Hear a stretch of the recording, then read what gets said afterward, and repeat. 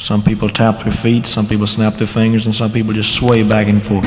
I just sort of do them all together, I guess. And now here is Elvis Presley. I got news for you, baby. So excited, I can't wait. I think Presley was a star. Well, heard the news. Oh, he's such a sexy person.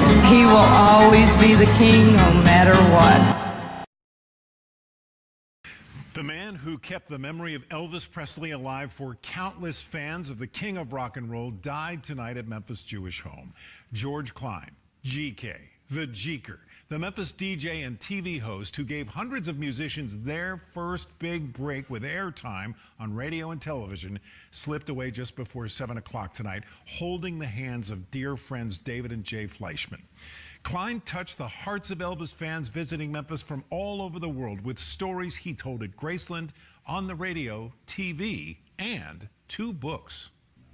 George Klein sat in Graceland's Jungle Room to share stories from his book, Elvis Presley, The Family Album. I would say, Joe, about 70% of the pictures in that book have been seen. 30% haven't. But the 70% that have been seen, people don't know the story behind the picture, and that's what I tell in this book. But the Jeeker in your speaker, as the DJ called himself, knew every Elvis story by heart.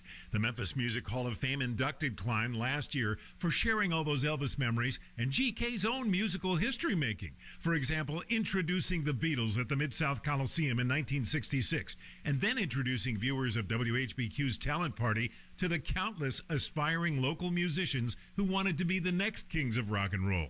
Stars like James Brown and Otis Redding, among many others, appeared on Klein's show. When Elvis was among the first inducted into the Rock and Roll Hall of Fame in 1986, George Klein was chosen to accept the honor.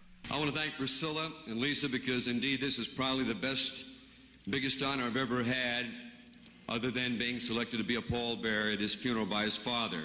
Klein recalled that moment and his many memories of the king on the Elvis channel on Sirius Satellite Radio. The Graceland studio that broadcasts to a global audience will go on without the king's close friend as host. Graceland had put a flower arrangement at the entertainment complex in honor of George Klein. The 68 All-Star tribute was not broadcasted in my part of the world, but here is some footage that will give you an impression of what it was like.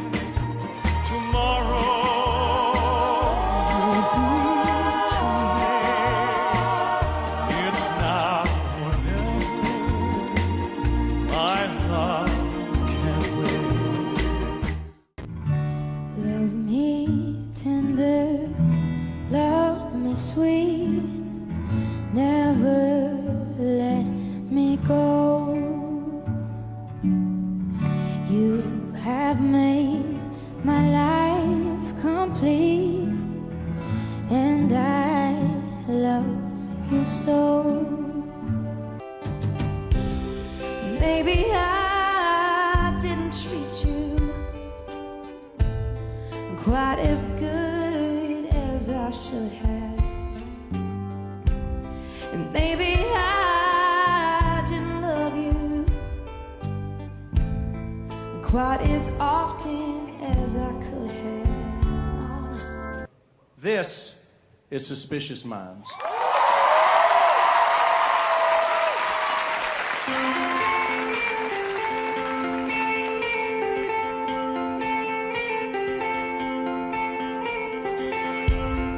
Caught in a trap,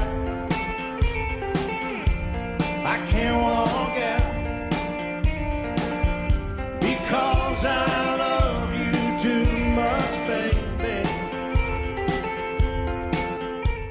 As reported last month, Sony released a single CD album called The Best of the 68 Comeback Special as a companion album to the 68 All-Star Tribute Show. But if you buy the album at Walmart, you get a 2-disc set with the original special on DVD as a bonus. Officials of the Hallmark Movie Channel have confirmed that the sequel to Christmas at Graceland will be Wedding at Graceland and is to be filmed in Memphis in April 2019. I'm Kelly Pickler. The honeymoon will continue when actress Kelly Pickler returns in a third Elvis-inspired Hallmark movie set for December. Shooting on the film likely will occur in July. That film does not yet have a title. Elvis the King is a new children's picture book in the age range of 4 to 8 years. This 40 pages hardcover book was released on January 8, 2019. The author is Jonah Winter, but the true genius of this book is illustrator Chris Sickles. The book traces Elvis's roots from his birth through the earliest days of his stardom. The book is laid out like a photo album. Each page documents an event in Elvis's life. His first guitar, his first public appearance, his first hit record. For Elvis is King, Sickles made 12 models of Elvis. And you know what the nicest part of this news item is? Well, Chris Sickles was not a fan of Elvis when he started this project, but while working on the book, he changed his tune. So now Sickles has grown into such a fan that he has a family trip planned to Graceland in the near future. That's what I call the wonder of Elvis. The Tupelo Automobile Museum will auction all its cars with no reserve on April 26 and 27. Among the 178 cars of the museum is a Lincoln Continental with ties to Elvis Presley. This 1976 Lincoln Mark IV two-door coupe was purchased new by Elvis Presley. Ultimately, he gifted the car to his friend, Captain Jerry Kennedy of the Denver Police and Vice and Drug Squad. If you are looking for a company to help you with marketing and design, then please contact JK Advertising of Denmark, as they designed the Elvis Presley News Report logo as seen at the beginning of this video. The Universal Music Group has released a remix of Spin Out, sung by Glen Campbell on January 18. The original is to be heard on the CD Glen Campbell Sings for the King, released in November 2018. Here are the top geographics for last month's report. When her motor's warm and she's purring sweet, buddy, let me warn, yeah, you're on a one-way street. The answer to last month's easy trivia question was, of course, Plantation Rock. The trivia for this month is: what was the reason why NBC decided to postpone the live broadcast of the Aloha from Hawaii special until April of 1973? Place your answer in the comments. This weekend, NBC honors Elvis Presley's iconic 1968 comeback special with an all-star tribute from today's biggest artists. A great Northeast Ohio Elvis story dates back to 1956 when the King performed at the Cleveland Arena. That visit turned out to be a big break for a local teenage photographer. 21-year-old Presley was coming to play the Cleveland Arena. Only problem? The city's 3 newspapers were all on strike. So a 17-year-old Cleveland Heights high school student named Lou Allen got the call.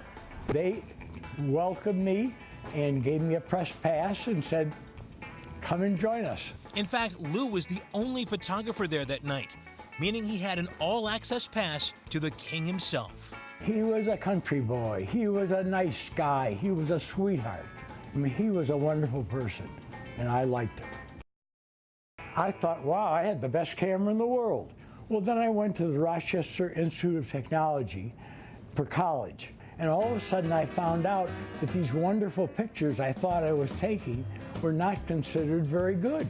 They were the old style. So I proceeded to put all the negatives in a box and put them in my basement. And there they stayed for 40 years. Decades later, Lou's nephew Bob found that very box, having no idea the history those negatives held. So he was in Cleveland, and he called me long distance, and he saw one of the guitars had Elvis's name engraved in it, so that he knew who it was. Bob helped Lou begin to show these rare images of rock's early icons, staging exhibitions all over the world. One show in Liverpool, England, even resulted in a book collaboration with Mike McCartney, the brother of Beatles legend Paul. Now, 79 years old and living outside of Phoenix, Lou looks back on his brush with rock royalty fondly. It was something that happened to me by accident, okay? And I loved it, and it made a big difference in my life.